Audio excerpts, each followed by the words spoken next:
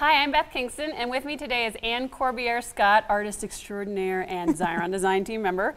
And today we are going to make quite possibly the most ridiculously fabulous, easy, inexpensive wreath ever using this styrofoam wreath thingamabob, which I know I'm not the only one. I've seen these in craft stores and thought, okay, I don't know what this is for, but Anne's going to show us what it is, how to use it, because I love this project so much.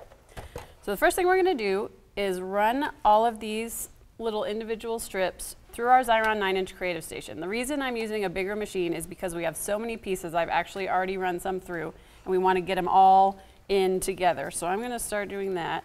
What paper line is this? Because I love it. This is the Wayfarer line by my good friend Janet Hopkins with basil. Oh, and it is gorgeous. It is beautiful. I love, these are perfect summer beachy Aren't they? colors. I just love Yeah, it. I The totally colors love are them. just beautiful and rich.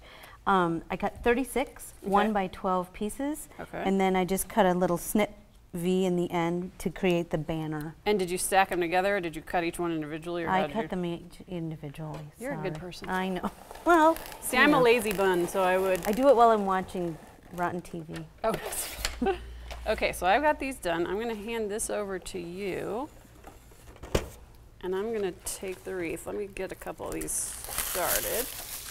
So literally all you do, it doesn't matter which one you start with, it doesn't matter where you start. Let me start over here with the peachy color, because I like this. The coral, sorry, my fault. So I'm going to just wrap and stick. Lay it down flat, give it a wrap. And what I like about this styrofoam is that it's giving enough that if I need to move it around a little bit, I kind of met up the ends and then squished. Oh, you're a genius. Well, that's a lot of trial and error. All right, there we go. Well, thank you for saving me the effort. Okay, so I'm going to work on this while you show everybody the other embellishments we've got going. Okay, so I'm just going to run these all through the 900, all my pieces, and then create these little rosettes with pattern paper, which I thought matched the feel of the Wayfarer line. And I love to take pictures and display pictures, so I had to make it a photo display, of course. Well, this would be perfect on somebody's front door. It would be perfect inside your house. That's exactly what I was thinking. I have a big door that I display wreaths on. Like it has a base, so it's just like an art piece in my house. Yeah. So I display stuff on there all the time. So now I'm going to take the coral circle and just adhere it to the center of the scallop circle, and then the number 2. And did you say you punched those out, or how did you make Yeah, those? with the EK Success punches. Excellent. And then this one, I'm just going to put the peachy circle inside of the teal circle. And then I'm going to take the pattern paper and finger pleat it all the way around to just create. You know I love finger pleating. I'm all about the finger pleating. And that's tissue paper? It's pattern. I'm trying to see like you old vintagey pattern paper. Oh, that is cute. So you can get those at yard sales or, Oh, good thinking. Yeah.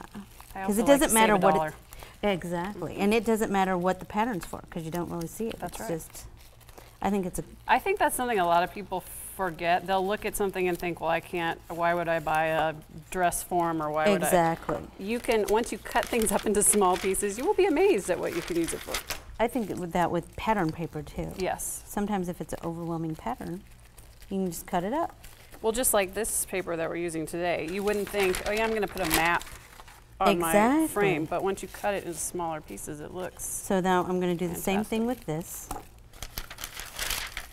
Just finger pleat all the way around.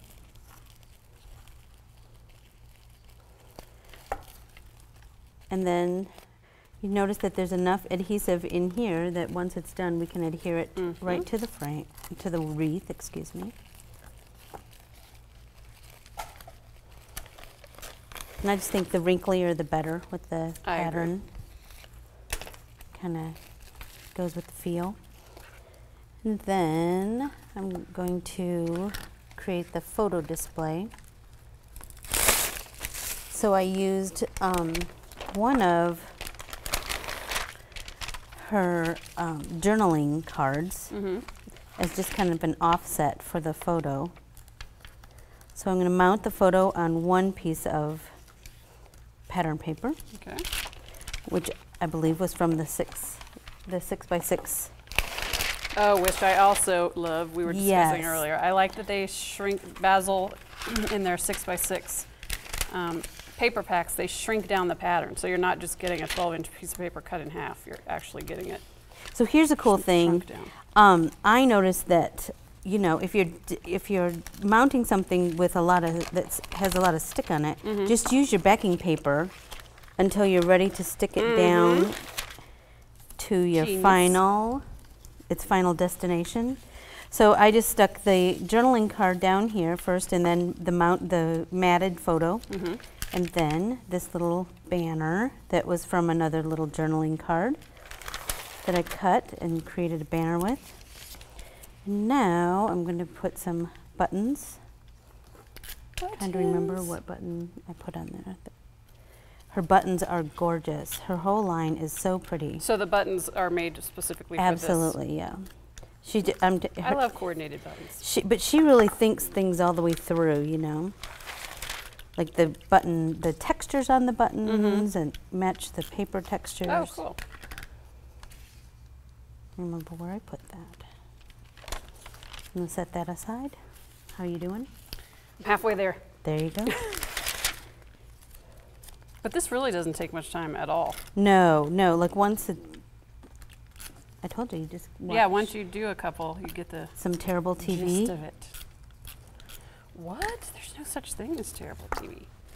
Well, you know, a little reality television. There you go. Or Law and Order. I'm not opposed to the Law and Order. Okay, I want to, because I was not listening to you originally when you tried to explain this to me. I want to show everybody how to make this a lot easier. You're right, you actually just want to pinch these at the top, and then it gives you like this loop that you can actually move around if you want to. Absolutely. So that makes it much easier than what I was trying to do at the beginning, which was stick it down to the styrofoam and then match it up.